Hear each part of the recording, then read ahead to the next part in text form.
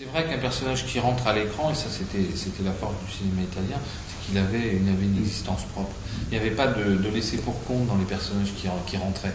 Il y avait un travail d'écriture, et c'est vrai que même pour mon travail, j'ai besoin que tous les personnages soient un minimum incarnés. Qu'on a envie de... Pour les petits ruisseaux, je les avais écrits en me disant que peut-être qu'il me viendrait l'idée de faire un film sur la vie de Locher, et j'ai envie de la même chose sur les scénarios que j'attaque, quoi. Parce que je pense qu'il n'y a pas de personnage secondaire, chacun amène sa touche. Chaque personnage pourrait être un personnage principal de l'histoire particulière. Oui, David Salle, c'est vrai qu'on l'avait beaucoup plus écrit que ça n'apparaît, mais je pense que ça a servi aussi son jeu, quoi. Il y a des plans à la fin où il regarde, il a lâché le grimpé alors qu'il pouvait gagner. Il y a tous ces trucs-là, c'est-à-dire qu'il faut aussi que ça nourrisse un peu à la fois la rancune des uns et l'échec des autres.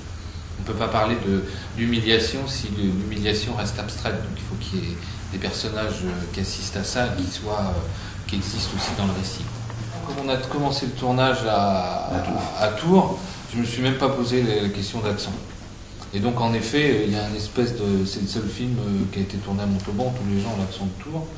Et il n'y en a qu'une qui a un accent, en fait c'est celle qui vient de Montluçon, qui était une figurante locale. Qui fait bonjour, je viens de Montluçon, je suis postière. Et là c'est qu'à la fin, quand j'ai monté le truc, je me suis dit mais c'est n'importe quoi. Puis en même temps, je revendique pas non plus un cinéma vérité.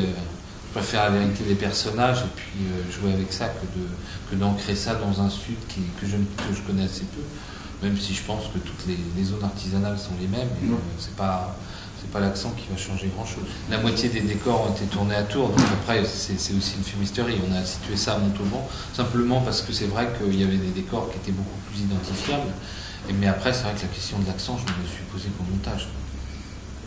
Quand je me suis aperçu de ça, je me suis dit mais quel con. Mais en même temps, la France des accents, c'est pas... La France des ronds-points, la France des zones artisanales, c'est ma France. Non, le rond-point, c'est quelque chose qui me... C'est fascinant parce que vous avez des sculptures qui sont... C'est du 1%, en effet. Et il y a des choses plus ou moins ridicules. À Nantes, j'étais en avant-première la semaine dernière, et il me parlait des ronds-points. Je dis, mais regardez un peu sur les bords, vous en avez des pas mal.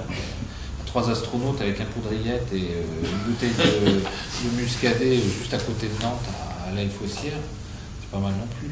Mais c'est à la fois les ronds-points, on ne les a pas filmés parce qu'on les a fabriqués. Parce que si vous filmez ces trucs-là, droit à l'exploitation, bah oui, c'est des objets qui sont signés par des artistes locaux ou pas locaux. Et du coup, c'est vrai qu'on les a fabriqués pour la peine. Et on s'en est servi parce qu'à la fois... quelque chose d'assez ridicule, et puis ça m'amuse quand même d'arriver sur un bourg avec des objets qui sont complètement disproportionnés, un grand livre, une énorme brouette, des choses comme ça qui sont un peu... Les pistolets roses. Ouais, mais le pistolet rose, c'est vrai que c'est un artiste qui nous l'a prêté, mais quand on va à Saint-Claude, vous avez une énorme pipe en fleurs, c'est partout. Le rond-point est une invention française presque à se demander. Et du coup, la décoration des ronds-points est française. Et donc c'est vrai que là, j'avais envie d'en filmer parce que c'est aussi quelque chose que j'ai pas l'impression de voir beaucoup. Et puis, quitte à en filmer, autant que ces ronds-points aient du sens, quoi. Donc c'est vrai qu'il y a c'est une petite symbolique, mais le rond-point des 2 bagnoles, c'est un moment clash pour lui. Le rond-point avec le pistolet et cette ronde de bagnole, c'est aussi l'ennui, donc il faut que ça raconte aussi un peu ça, quoi. Non, puis j'ai un peu un côté crétin sur ce rond-point. On avait mis les flèches vers le haut, vers le bas, vers les côtés. Enfin bon, à un moment, je me dis, bon, contrairement à ce que...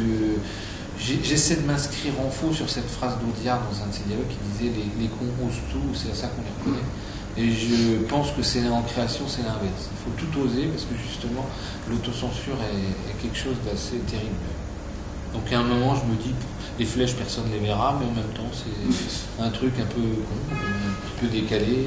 Je vous dis, c'est pas le fait de dénoncer ça, c'est plus un côté un peu intriguant. C'est en effet, il y a beaucoup de verrues dans le paysage avec ce genre de choses, puis de temps en temps, vous avez un élément décalé qui tout d'un coup retourne un peu la chose en se disant tiens c'est moche et en même temps c'est drôle.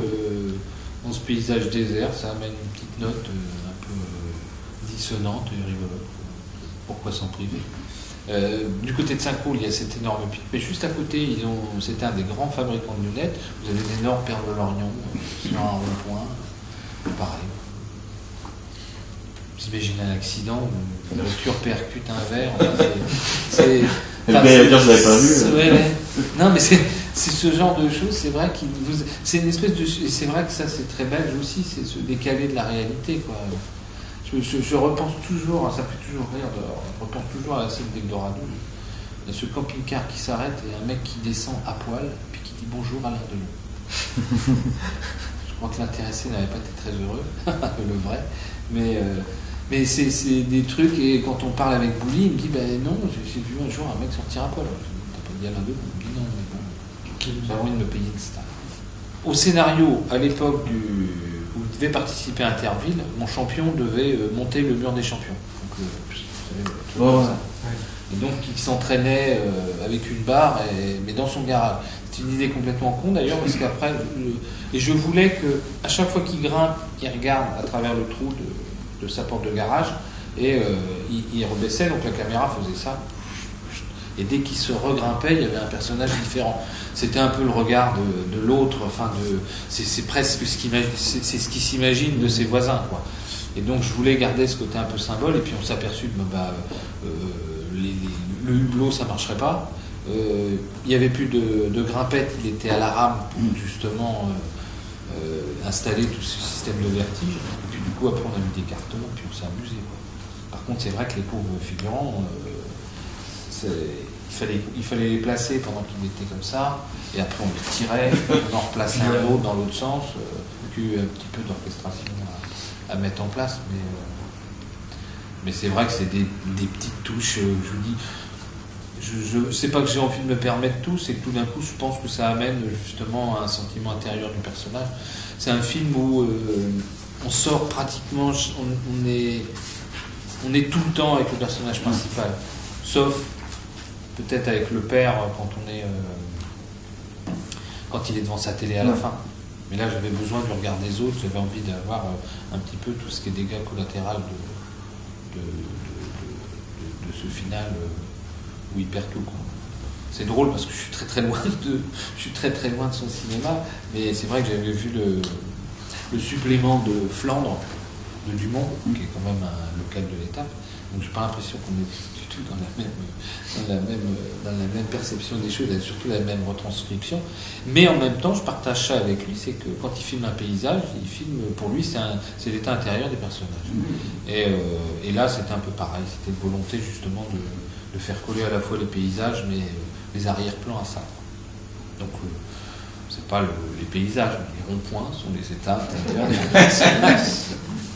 Les acteurs que je reprends, c'est les acteurs avec qui ça s'est très bien passé. À vrai dire, ça s'est jamais mal passé avec des acteurs. J'adore redécouvrir des nouvelles têtes. Le Nicolas Avinet qui joue le rôle du vendeur, c'est pareil, c'est quand même un sacré bonhomme qui peut passer d'un état à un autre, et c'est vrai que ça c'était super plaisant.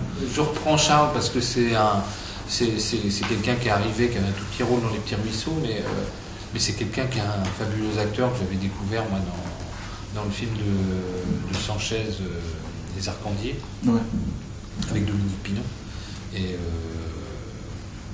l'acteur s'est suicidé, je ne sais plus comment il s'appelait, Labrosse. Et c'est vrai que c'est quelqu'un qui a une belle humanité, et même quand on lui fait jouer le rôle de salaud, il y a toujours quelque chose derrière il humanise les personnages. Je trouve qu'il est puis c'est quelqu'un en effet à qui je parle pas mal. Donc quand je lui disais tu vas avoir une coupe mulet avec une boucle d'oreille et puis la marque des lunettes de soleil, il me dit putain tu me charges. Je dis mais je te charge parce que justement comme au niveau de l'habillement t'es chargé, ça, tu vas pas besoin d'avoir, faut pas que t'en rajoutes, quoi. Donc laisse-toi porter un peu par justement les costumes et garde un peu une espèce de jeu naturaliste, si on peut dire. Mais c'est vrai que David Salle, il a fait même moyen métrage avant, donc c'est un vieux compagnon de jeu. Oui, c'est un vieux compagnon, des vieux camarades de jeu, ça. Pour en revenir, on parlait de l'inspiration du film. Ça vient aussi d'une vision d'Interville où, c'est vous dire si j'étais fatigué, j'en avais regardé un il y a ça pas mal d'années, où j'ai vu en effet quelqu'un, le représentant je ne sais plus quelle ville, qui s'est cassé la gueule du mur des champions et qui a cassé le bâton, donc qui a pénalisé son équipe. Et c'était Tex, le présentateur, qui était en train de le consoler parce qu'il pleurait toutes les larmes de son corps parce que à cause de lui, l'équipe avait perdu. Je me dis, mais c'est un jeu. C'est rien. De lundi, c'est fini, quoi. On n'a pas les enjeux du foot, et tant mieux.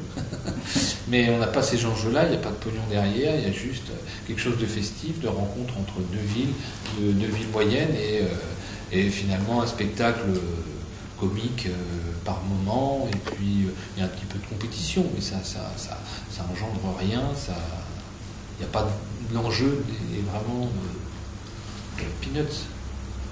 Si ce n'est l'image qu'on donne au sien, peut-être, non ? Oui, un peu de ça, mais je veux dire, une fois que la ville a perdu, un mois après, c'est pas quelqu'un qui... Vous savez, cette anecdote qui était arrivée où il y avait c'était dans le nord de la France, il y avait 6 ou 7 personnes qui se réunissaient toutes les semaines pour faire leur loto, et ils jouaient toujours les mêmes numéros, et une fois, ça a été le rôle, ça devait être la pharmacienne qui devait déposer les numéros, et en fait, elle a changé au dernier moment. Donc là, il y a un enjeu. Ils avaient fait un reportage dessus qui était super drôle, où les gens étaient d'une naïveté touchante, où il y en avait un qui fait « Mais la Française des Jeux sait que depuis 5 ans, on joue les mêmes numéros. Donc si elle était sportive, elle nous donnerait la moitié. » C'est vrai que ça, c'est vrai. C'est une belle confiance dans l'humanité. Ah ouais, surtout dans la Française des Jeux.